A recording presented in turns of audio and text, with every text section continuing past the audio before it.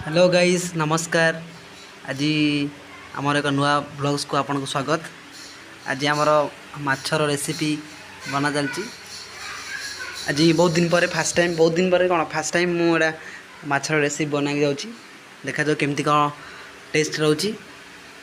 प्रथम आम माछ को 15-20 मिनट मैरिनेट कर रखी थे।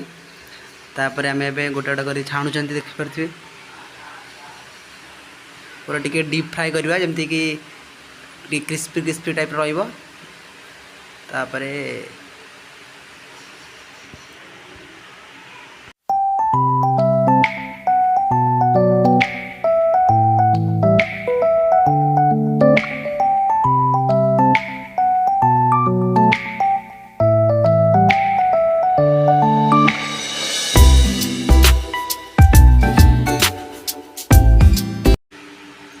एबे हमार माछ भजा ऑलमोस्ट सरी गलानी।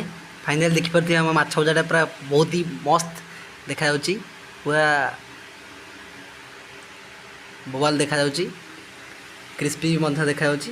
एबे वर्तमान जो तेल रे हम कि छाणी थिले माछ तो सही तेल रे आ किछि तेल ऐड करी आलू टिके छाणीबा। हमें आलू को भी मध्य डीप फ्राई करवा जेमति कि बाहरटा क्रिस्पी क्रिस्पी देखाउथुवा किंतु भीतर टिके सिझी जिथिवो। आलू को कुछ समय पे हमें भाजवा।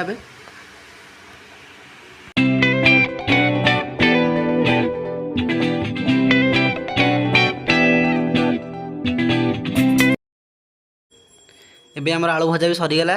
एबे आम तरकारी मसला रेडी करिया। मसलाटा भी सब पकई सारा पर क्यूमिन्स पाउडर आउ कोरिएंडर पाउडर गरम मसला कसूरी मेथी आउ कौन कट टिके पकेले दही भी टिके ऐड करछे। टिके ताकू 2-3 मिनट भलसे कसिले कसिला पर मोर मसलाटा यहीपर दिशुची। आउरी आम 1-2 मिनट कसिबा मसलाटा जो पूरा मिसिब भलसे। तार तेल बाहरला पर आम ए कौन माछ ऐड करवा। आज किंतु बहुत फास्ट टाइम माछ रेसिपी बनाई जाऊँगी किंतु बहुत ही टेस्ट देखा देखा जाओ कौन होची केमती कौन टेस्ट कले देखिपारे। मुझे रेकर्ड कर पारे माछटा ऐड कला परे।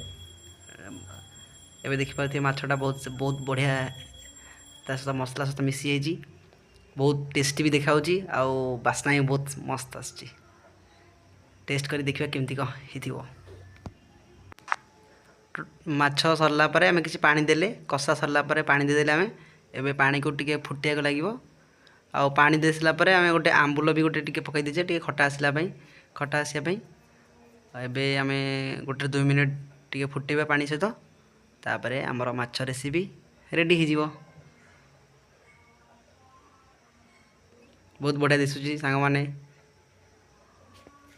एबे हमर खाइबा टाइम रेडी। आ गोटे सांग आछन सांग को इनवाइट करा हितला से टेस्ट करी कहे केमती कहि। बहुत बढ़िया है तांका मतरे बहुत ही बढ़िया है। ओ